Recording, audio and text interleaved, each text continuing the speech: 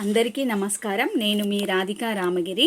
ఈరోజు నేను రేపు జరుపుకోబోయే తొలి ఏకాదశి పండుగ విశిష్టతను, అలాగే ఆ రోజు ఏం చేయాలో చెప్తాను.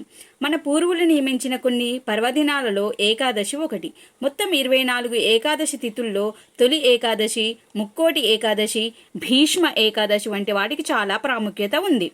ఆషాఢ మాస ఏకాదశి తొలి ఏకాదశిగా జరుపుకుంటారు. ఈ నెల 17న అంటే 2024 జూలై 17న బుధవారం రోజున ఈ తొలి ఏకాదశి పండుగ జరుపుకొనున్నారు.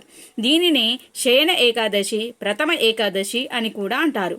ఈ రోజు నుంచి శ్రీ మహావిష్ణువు క్షీరాబ్ది యందు శయనిస్తాడు కనుక దీన్ని శయన ఏకాదశి అని కూడా అంటారు.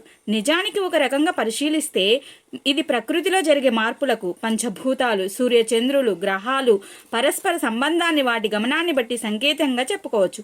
అయితే మనకు ప్రత్యక్ష దైవమైన సూర్యుడు దక్షిణం వైపుకు మరలినట్టు ఈ రోజు నుంచి దక్షిణాయన ప్రారంభాన్ని సూచిస్తుంది. అంతేకాక చాతుర్మాస వ్రతం కూడా ప్రారంభమవుతుంది. ఇదే రోజు గోపద్మ వ్రతము ఆచరిస్తారు. ఈ వ్రతాన్ని ఈ రోజు మొదలుకొని కార్తీక మాస శుక్ల పక్ష ద్వాదశి వరకు అంటే క్షీరాబ్ది ద్వాదశి వరకు ఆచరించవలనని మన పురాణాలు చెప్తున్నాయి. మరి ఏకాదశి కథ అంటే ఏంటో విందాం మనం. ఏకాదశి అంటే 11 అని అర్థం. అయితే ఈ ఏకాదశి విశిష్టతను గురించి పద్మపురాణంలో ఇలా చెప్పారు. త్రిమూర్తులలో శ్రీహరితో ముడిపడిన ఈ ఏకాదశి మహత్యం గురించి అనేక కథలు ఉన్నాయి. తాళజంగుడు అనే రాక్షసుని కుమారుడగు మురాసురునితో యుద్ధంలో గెలవలేక అలసిపోయిన విష్ణువు తన సంకల్పం వలన తన శరీరం నుంచి ఒక కన్యకను జనింపచేస్తాడు. ఆమెనే ఏకాదశి అని పిలుస్తారు. ఆమె విష్ణుమూర్తిని 3 వరాలు కోరుకుంది. ఒకటి, సదా మీకు ప్రియముగా ఉండాలి. రెండవది, అన్ని తిథులలో కంటే ప్రముఖంగా ఉండి అందరిచే పూజలందుకోవాలి.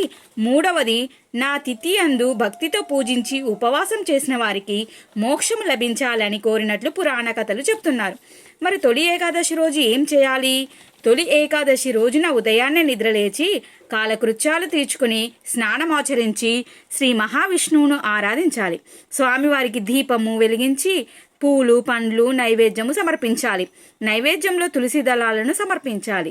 తొలి ఏకాదశి రోజంతా ఉపవాసముండి మరుసటి రోజు ద్వాదశి తెల్లవారుజామున స్నానాదులు ముగించి స్వామివారిని పూజించి ప్రసాదం ఆరగించి ఉపవాస దీక్ష విరమించాలి.